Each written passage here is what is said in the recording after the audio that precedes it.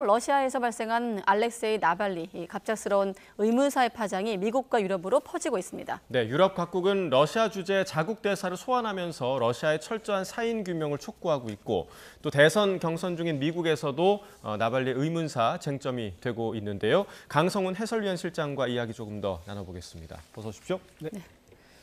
러시아 야당 지도자 나발리, 의문사 당한 지 닷새째인데 사망의 원인이 좀 나오고 있습니까? 아직은 그 크렘린궁의 공식 발표는 연방수사위에서 조사를 하니까 기다려달라는 거고요. 네. 부인 나발라야가 영국 가디언지와 인터뷰를 한 내용을 보면요. 러시아 당국에서는 시신을 2주일 안에 인계해주지 않을 것이다 이렇게 얘기를 했다고 합니다. 왜냐고 하니까 이제 화학물질 검사를 해야 된다라고 했다는 건데, 그러나 이제 이 나발리 측에서는 이거는 뭐 화학물질을 검사한다는 건 거짓말이다 이렇게 생각하고 있습니다. 특히 나발라야 부인은 이제 이거는 독성이 없어지는 시간을 기다렸다가 문제가 없다고 핑계를 대고 인계해 주려고 하는 거다 이렇게 얘기를 하고 있고요. 네. 그 나발라야는 이제 러시아 당국이 남편을 살해했고, 그리고 이제 시신을 숨겨놓고 신경작용제인 이 노비초크의 흔적을 빼려고 하는 거다 이렇게 얘기를 하고 있습니다.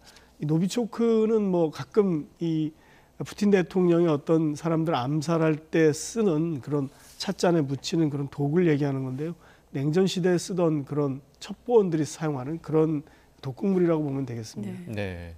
자, 근데 나발리가 과거에도 독극물에 중독된 적이 좀 있었잖아요. 맞습니다. 네. 이거 아마 많이 기억하실 텐데 예. 2020년 8월 달인데요.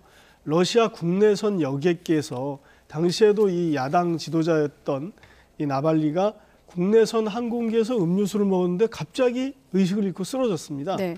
그래서 이제 이게 이제 그때도 이 푸틴의 어떤 그 암살 음모다라는 얘기가 많았었는데, 마침 그때 독일 시민단체에서 이 러시아에 두면 안 되겠구나 해서 이제 독일 쪽으로 옮겨서 치료를 받게 했습니다.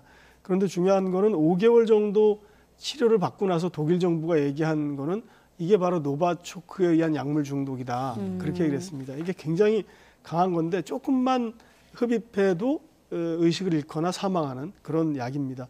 그런데 이 나발리가 그 이후에 계속 독일에서 머물면서 활동한 것이 아니라 5개월 뒤에 스스로 모스크바로 다시 들어오고 그때 이제 체포가 됩니다. 네. 체포를 알면서 들어온 거고, 그리고 이제 체포돼서 그리고 바로 이제 투옥이 돼가지고 지금까지 3년 정도를 교도소에 있는 겁니다. 네. 그리고 나발리 시신에 멍자국이 있다는 보도도 있는데 구치소에서 가혹행위가 있었다는 걸까요? 그럴 가능성도 굉장히 많고요. 아니면은 이제 일단 목숨을 살리려기 위해서 노력했다는 걸 보여주기 위해서 네.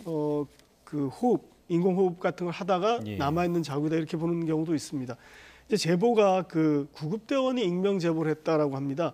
노보야 가제타 유럽이라는 그 매체인데요. 이 매체를 좀 이따 설명을 드릴 텐데, 여기에 이제 제보를 한 구급대원의 말입니다. 가슴에 멍이 있었고, 그것이 아마도 거기 교도관들이 일단 숨을 좀 살게 하려고 하다가 남은 멍자국일 가능성도 있다 이렇게 얘기를 하는데, 정확한 건 알 수가 없습니다. 근데 왜 쓰러졌는지부터 알아야 되니까 이것은 뭐 살리려고 했다는 게 중요한 건 아니죠.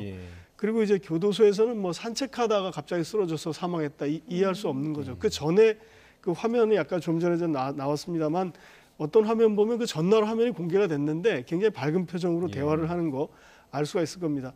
현재 이제 이 나발리의 어머니가 찾아가가지고 시신을 인계해 달라고 했을 때 이제 그쪽에서 하는 말은 부검이 끝난 뒤에나 가능하다. 그러니까 2주 정도 후에 인계할지 여부를 결정하겠다 이런 얘기인데, 제가 이제 노보야 가제타 유럽에 대해서 말씀드리고 싶은데요. 이 노보야 가제타 유럽이라는 이 독립적인 매체입니다. 지금 이제 라트비아의 리가에서 활동하고 있는데, 사실은 이게 모스크바에 있다가 이제 푸틴 대통령의 언론 탄압 때문에 라트비아로 나가서 만드는 거고요. 1993년에 그 당시에 이제 프라우다지에서 있던 엘리트 기자들이 나와서 만든 독립 언론이에요. 네. 제가 마침 2009년에 이 사무실을 한번 가본 적이 있어요. 모스크바에 가서. 그때 이제 그 드미트리 무라토프 편집장을 만나본 적이 있는데, 그 무라토프 편집장이 나중에 이 반푸틴 활동, 반체제 기사를 쓰다가 노벨 평화상을 받게 됐습니다. 2020 1년에 받았는데 그 무라토프 편집장이 나중에 그 다음에 그 노벨상 메달을 경매에 붙였습니다.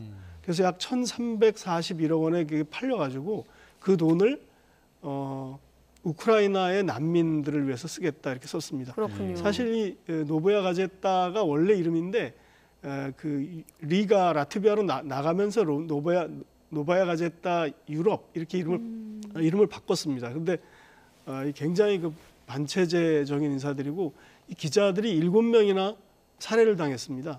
대부분 이제 그 거리에서 그냥 총으로 이렇게 살해를 하거나 아니면 독극물을 먹여 살해하거나 기자가 한 언론사에서 7명이 죽은 굉장히 그 러시아의 어떤 언론 현실을 그대로 보여주는 그 회사라고 할 수 있습니다. 네, 아마 이번 기사를 보시면서도 뭐 감회가 좀 남다르셨을 것 같은데 이번 러시아에 워낙에 이런 의문사들이 굉장히 좀 많이 일어나고 있기 때문에 서방 언론에서도 이 죽음에 푸틴이 개입했을 거다 이렇게 지금 바라보고 있단 말이죠. 근데 만약에 그렇다면 지금 러시아 대선이 한 달이 남았는데 한 달 앞두고 굳이 이런 일을 꾸며야 할 이유가 있을까요? 글쎄요, 이건 푸틴이 직접 했을 수도 있겠지만은 푸틴의 뭐 하수인들이 했을 수도 있을 것 같고요. 그 다음에 이제 과거의 자료를 보면 2019년에 나발리가 계속 출마가 금지됐었습니다. 러시아 당국이 이제 출마를 못하게 하니까요, 원천적으로. 그랬더니 이제 투옥 중이고 정부의 탄압을 받는 가운데도 내가 출마를 못하니 야당을 대신 찍어달라 이렇게 얘기를 한 적이 있습니다. 그랬을 때 야당의 지지율이 굉장히 올라가서 그 지방선거에서 사실상 푸틴 대통령의 그 러시아 통합당이 거의 패한 정도의 그런 타격을 입은 적이 있습니다.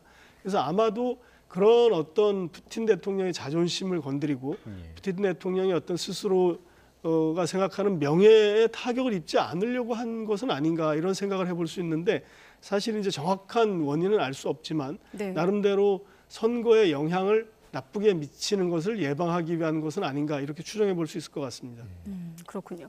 자, 그리고 나발리의 부인 나발라야 의문사당은 남편의 뜻을 이어가겠다고 말했는데 어떤 역할을 좀 의미하는 걸까요? 지금 이제 EU에서도 연설도 하고 그랬는데요. 사실 이 나발라야 여사는 그동안 해외에서 사실 은신을 하고 있었습니다. 네. 러시아 내에서 있다가는 또 나발리처럼 그런 이제 어떤 살해 위협이 있기 때문에 그래서 두 자녀를 데리고 외국에 살다가 주로 유럽에 있었을 것 같은데 2년 전에 사실은 마지막으로 그 나발리를 만났다고 합니다. 그런데 이제 나발라야라는 이 부인은 푸틴에 의해서 내 남편이 살해된 게 분명하고 푸틴이 내 마음, 내 영혼의 절반을 죽였다. 그것은 이제 나발리를 죽였다는 얘기고요.